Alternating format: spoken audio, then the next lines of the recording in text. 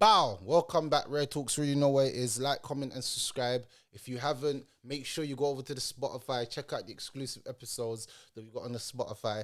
And we're back for another Rare Reactions. If you don't know what that is, it's the best show when I'm reacting to the wildest stuff on the internet. And today we're on the Mark Duggan documentary because this is just wild. I saw this the other day. It's about an hour and 30 minutes. So what I'm going to do, I'm going to break it down in different parts because I'm not going to lie to you lot. I haven't got time to be sitting there and trying to do a 4, 5, 6 part. So I'm going to break down like the parts that I think the first 20 or 30 minutes. And then if I do come back to it in the future, I've come back to it, but I'm just going to do it now. So let's go.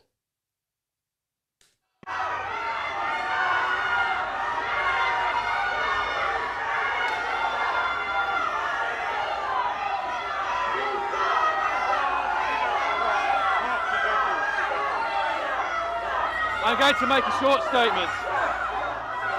No officer steps out at the start of the day to run an operation that results in someone dying.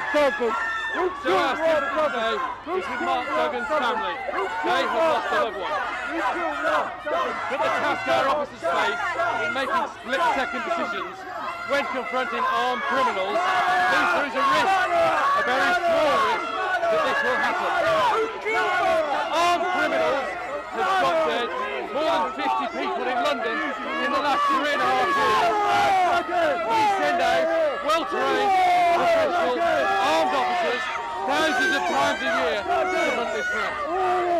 These careful tactics have significantly reduced sentences.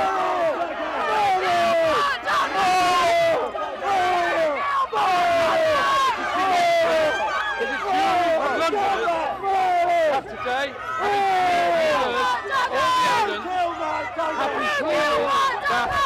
not only was the operation of Mark Duggan in the drug scene,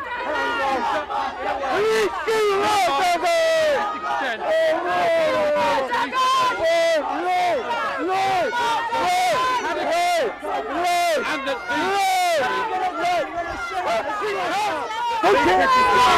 as an honest and reasonable belief that Mark Duggan still had the gun when he shot him.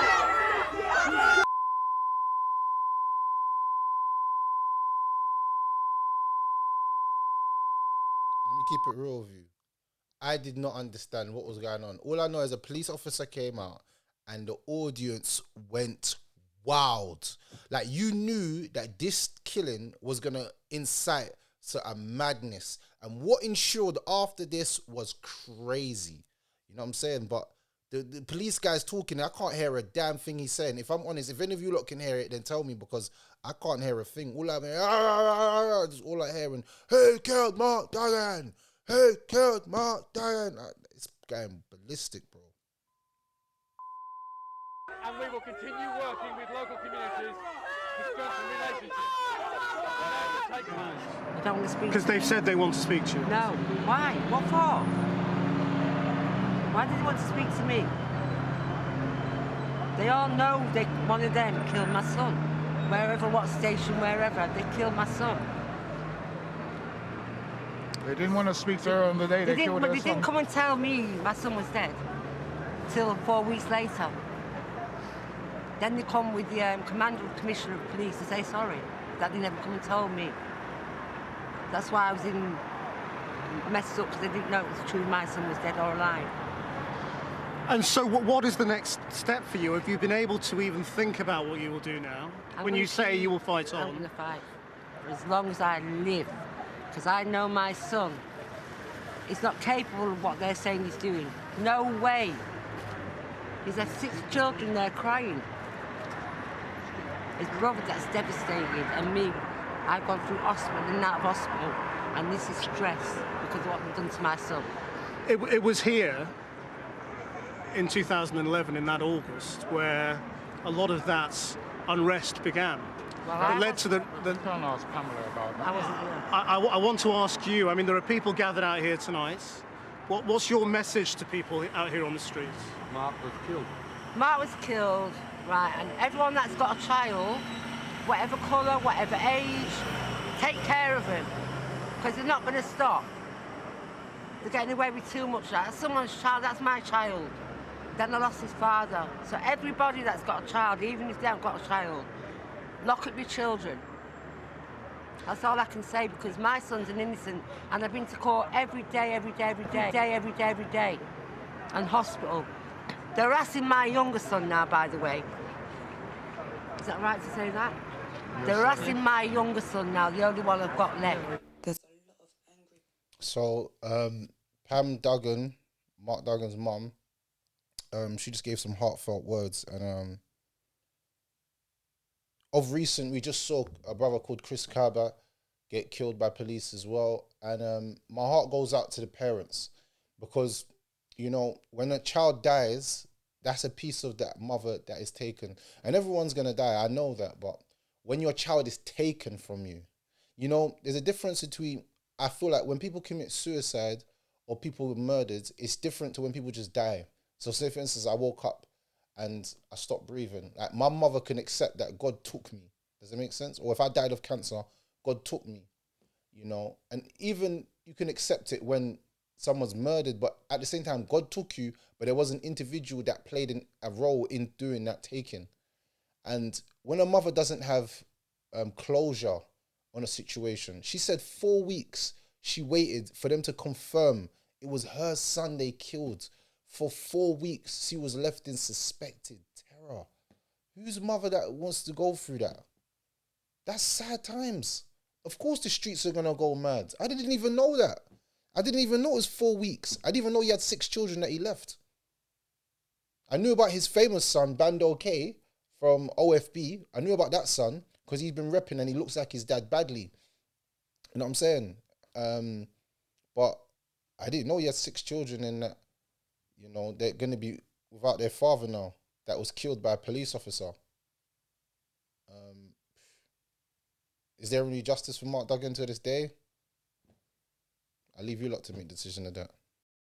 People out there, people that don't even know Mark, are angry at the way it was dealt with.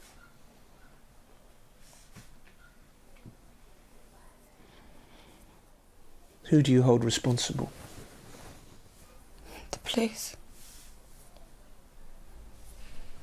Definitely the police. My children don't know. Mark's children don't know that he's gone. We can't tell them yet because they're going to be asking questions. And we don't have the answers to it. This is the part that they never... This is the part of the streets. This is the part of life. This is a part of everything that you don't see.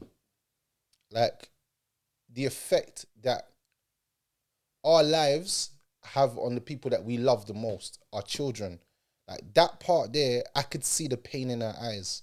And, you know, as an elder, somebody who's grown up now, like, I would never want to leave my people or my children's mother in that situation where she doesn't know what to say to the kids. Obviously, she's probably by now told the children because he's been gone for a long time, but it's hard, you know, them children growing up with, like, my dad was killed by police. Would that child ever call the police? Would that child ever trust the police? Now you're just thinking, oh, that's one child. But one child turns into 4, then 4 turn into 10, then 10 turn into 20. And then you have these kids that grow up with no love for authority or love for the people that are meant to serve and protect us, are the people that we have to be careful that they might not take our lives if the situation ain't going right. And to me, that's the most scariest thing, when your children don't even feel comfortable going to the people that are meant to protect them because they might kill them or lock them up or do something evil and harmful to them. So yeah, I felt it in her eyes, man.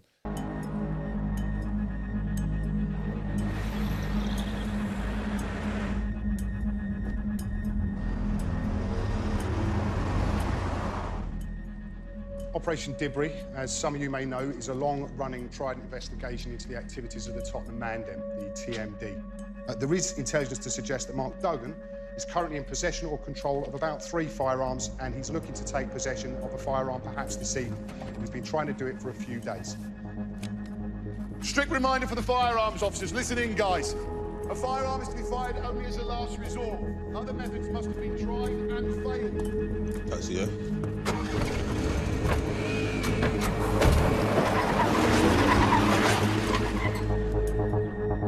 So what? Just wait there, yeah? Ah, cool.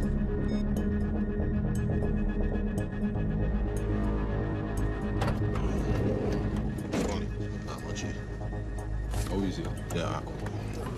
Boss man, talk to me, We're on him.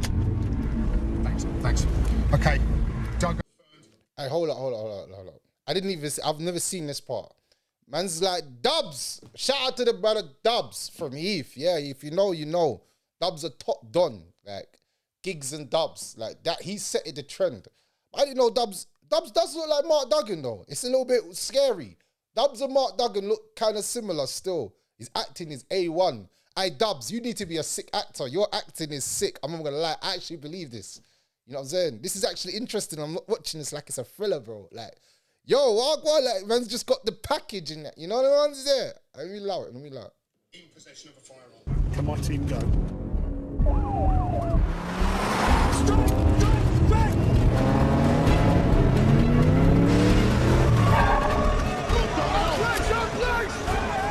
He's making!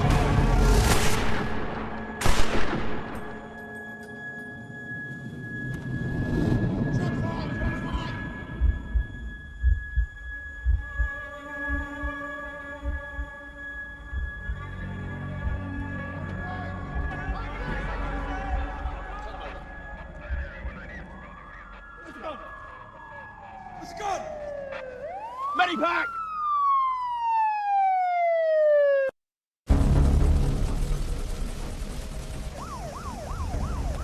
The police shooting of Mark Duggan in August 2011 triggered the worst riots in modern British history.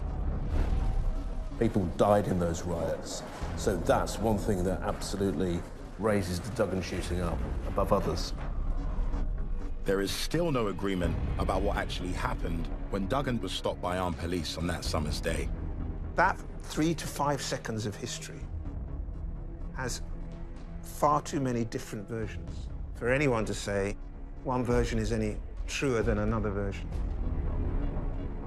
An inquest jury decided that Mark Duggan was not holding a gun when he was shot, but that it was a lawful killing because the officer who fired honestly believed there was a gun in his hand. The body that investigates the police, the IPCC, found that Mark Duggan was holding a gun, but that he was throwing it as he was shot.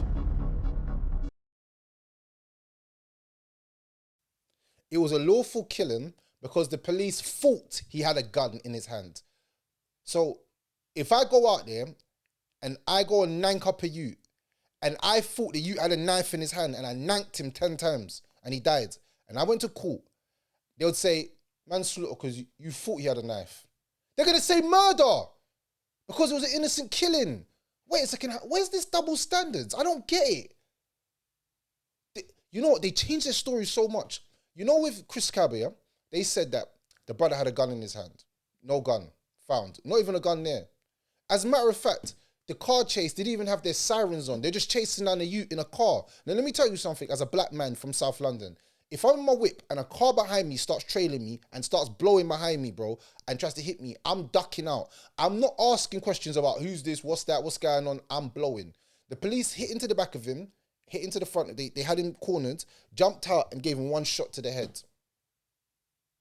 And said that he was getting out the car to run. Of course I'm getting out the car to run. I don't know if you're flipping ops. You're in unmarked cars and you're chasing me in my ends, blood. It's dangerous, bro. Man, them got beef and they don't even know who they got beef with. Of course man's running. Well, imagine that. He couldn't even run. One shot, dead. And then they done the same thing to Mark Duggan. It's like a repeat over time. It's like they want to cause unrest. They done that in North London. Mark Duggan was killed in North London. Chris Cabba was killed in South London. And they always do in the youths that they say are potential gang members. I don't get it. Like, is there not, like, can't you see the similarities between the two cases, or am I just going mad? Anyway, let's keep going. That investigates the police, the IPCC, found that Mark Duggan was holding a gun, but that he was throwing it as he was shot. There's even less agreement about who Mark Duggan really was. Highly dangerous gangster or ordinary family man. Let me just put this out there to you. See how the government, what they do is they try to create stories after you die about who you are. That is not the case, bro. A woman could be a schizophrenic psychopath. But if a man beats her, he's still going down for domestic violence. Doesn't matter what she is, it's a matter what he's doing to her. So you can't bring up my lifestyle now and say, oh, he was a highly just gangster. That doesn't give you reasonable grounds to kill me. You see, they tried to justify it to the whole wide world, like, oh, he was a bad man, so we had to kill him. Life doesn't work like that. You don't take my life because of the lifestyle I'm living. You're meant to lock me up. If I'm this criminal, why aren't you doing your job to get me arrested? You could have arrested me and give me 25 years. They're saying in the start of the documentary, they knew he had access to 3 guns already and he was going to get a 4th one. Why the hell are you letting me roll around? Why didn't you nick me on the spot? You waited for me to go and collect the gun and then you're going to nick me. Do you know how dangerous that is in general? Like, wait a second. So you're trying to, it's a sting. Sometimes I feel like these police are doing things on purpose. I'm telling you. Years on, the story is wrapped up in secret intelligence, the existence of which cannot even be acknowledged, leading to a suspicion that the truth is being hidden. If it was a member of my family that had been shot and the answer from the official body investigating was, well, we know the answer, but we can't tell you, yeah, I would find that incredibly frustrating, and I wouldn't trust it either. The whole function of intelligence must be the prevention of crime and the prevention of death, if at all possible. So it seems to me these are vital questions that have remained unanswered. Something is amiss here. Something's not quite right here. So what is the truth? This film tries to get closer to the truth through personal testimony and official records. Duggan in the car. Dramatized scenes are based on what is known about the movements of Mark Duggan and the police who were tracking him over the 24 hours leading up to the shooting. The Metropolitan Police chose not to participate in the making of this film, but we hear the officers' own words by dramatizing their inquest transcripts.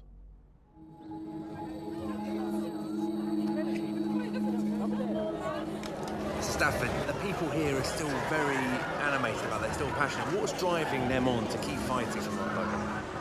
We have no alternative.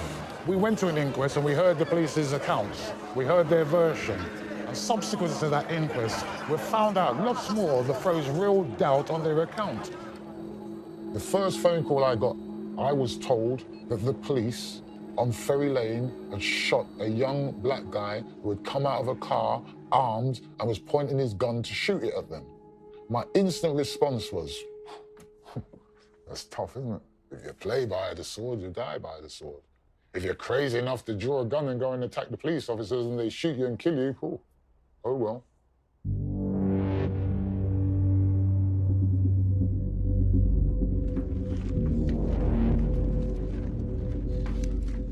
Ladies and gents, I'm Zulu 51. I'm a DI from Trident, and we're all here today on Operation Dibri. The date is Wednesday, the 3rd of August, and the time by my watch is 10 minutes past 6 in the evening. This is Trident, a Metropolitan Police unit tasked with tackling gun crime, was then over 2 years in to a long-running operation codenamed Dibri. Operation Dibri, it was an operation that was tackling an organised criminal network, organised criminal gang known as TMD. In more layman's terms, it's Tottenham Man Den. They were involved in the supply of firearms or use of firearms and drugs, the supply of Class A drugs. As well as that, they would be involved in a number of murders and attempted murders and conflict with other organised criminal gangs, which, from opposing areas, basically. We received daily briefings that the TMD had been involved in numerous fatal and non-fatal shootings. All right, so hear this out, people. Hear this out. The police are saying they had daily briefings of the shootings and attempted shootings and murders that was occurring, but they never got no evidence on any of them. So they couldn't have linked anything to anyone. But after they kill him, they say that there was links. Police do this a lot. And I think this is called bad policing, if I'm honest. You know what's going on, supposedly, but then you let it happen. Then at the end, you take one of them out and then say, oh, well, he had links and we think that he was suspected to kill 3-4 people and have shot and done this and given guns and done that. Okay, so why didn't you get me arrested? Lack of evidence. I don't know, maybe because it's not true. Or maybe I'm just the best criminal in the world. Either way, it doesn't make sense for this to keep happening. Do you understand? Kidnappings, the supply of Class A drugs within London, and they had been involved in stops where they've actually made determined attempts to escape, discarded firearms, they've been very surveillance aware and so on. There are a large number of subjects and associates on this operation. There are, I think, 6 that have been put on the briefing for tonight who may become relevant for tonight or for the rest of the week. My job was really as a detective sergeant on the proactive team, the day-to-day running of my team and receiving and assessing intelligence and running the day-to-day response to that intelligence, working to Mr. Foote, the SIO. If I come back to Mark Duggan, the picture on there is quite a good likeness. He's got a baby mother with children who live at, which is just off. He does frequent that address on a daily basis. Operation Dibri had been implemented before I'd attended Trident. Hold up. They knew where he was staying. They knew his abouts. They knew everything. How come they didn't just raid the crib and find the guns and then put him in prison and take a criminal off the street? Because the police, they like us to kill each other. And man, them need to start waking up.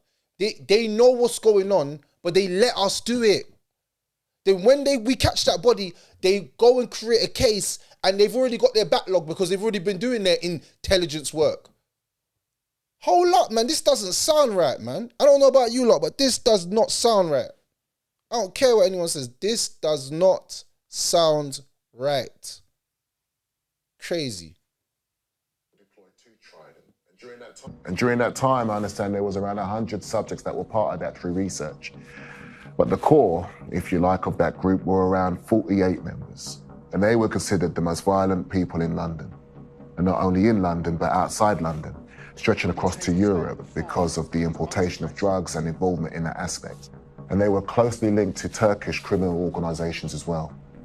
There was the intriguing bit in the inquest where the cop said he was on a list and he was amongst the 48 most dangerous gangsters in all of Europe, which seemed a remarkably precise number. They're saying he was one of the 48 most dangerous criminals in Europe. Now, it's just shocking to me that they would say something like that, but still not arrest him, but kill him. If you just ask me, that sounds like a setup. Like one of the most dangerous men in Europe, we couldn't arrest him, but we ended up killing him. But he's one of the most dangerous men in part of the 48 most dangerous men in Europe. And I'm not denying, I don't know this guy to say anything, but I'm just saying the police sounds a little bit iffy, ooh. I don't know about you lot, but I'm a little bit like,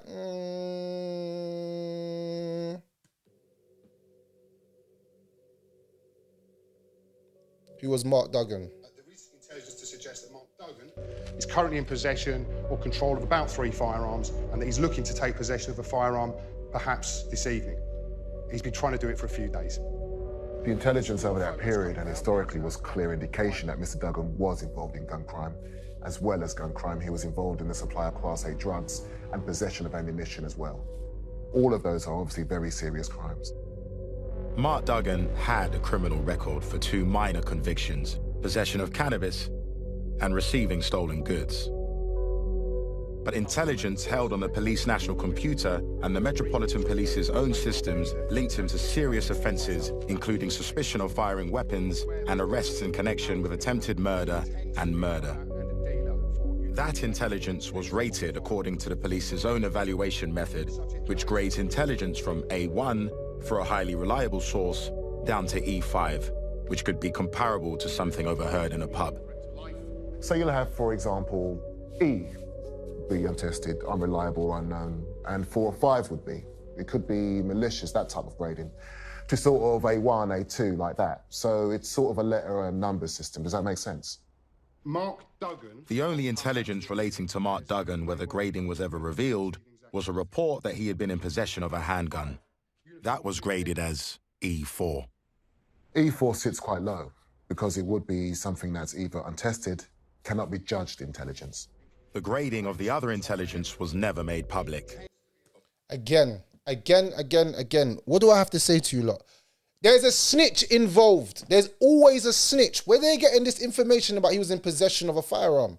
And they said, oh, the grading of it was E4, means very low. Meaning that snitch was unreliable. You know them crackheads that are just lying on the ends, or somebody who doesn't like you, your enemies. Bro, There's always a snitch involved in these things, bro. Man, then be careful of your circle and check every single person 3 to 4 to 5 times over. Because people nowadays, you can't trust a soul in this world. People be snitching on you and you won't even be knowing it. They'll be your closest people be doing you dirty. So people just be careful when I'm telling you this. This is real life. Summer of 2011, Mark Duggan was under what the police call directed surveillance. Directed surveillance means that, basically as a police state, a law enforcement agency, we have powers to intrude on people's privacy. And that comes under a legislation called RIPA, the Regulatory Investigative Police Powers Act. The idea for that power is to allow us to conduct surveillance on people that are involved in criminality. My understanding of RIPA is pretty limited. I'm just a lay person, and it's very difficult to get a deep understanding of it because the officials always say that they're not allowed to speak about it, not allowed to speak about its existence, and not allowed to tell you if RIPA legislation is impacting. It's basically OBO. In our words, in the street terminology, and I've put little brackets here, OBO means like severe police surveillance. And when the police are on you with OBO and you're doing crime, you're done. I'll be real with you, you're done. Like they know everything. Like they've got your phone bugged, they got your block bugged, they've got surveillance outside your house, they probably got chips inside of your yard. Like it's mad, bro. Everything on your social media, they know what's going on. OBO is mad.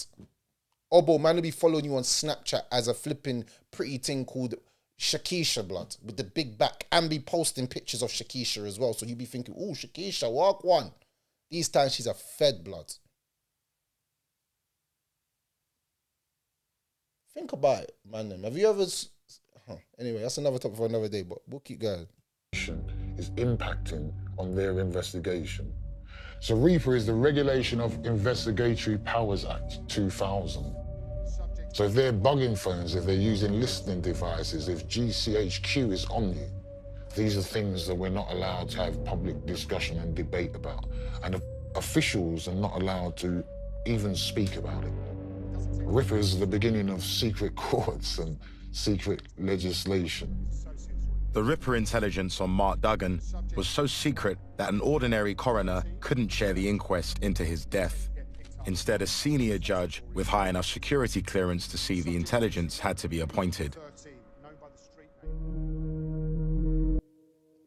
Wow, we're gonna just stop there. But I've never heard of that in my life. I've never heard of RIPA. I didn't even know RIPA existed. But they're saying the intelligence was so secret. That sounds like a proper snitch inside of the crew. Somebody that's super, super duper close. Because I'm thinking, when you're moving super, super right on the roads, yeah, it's hard to nail you for things unless someone directly is giving them information. Because to know a booting, you have to be there.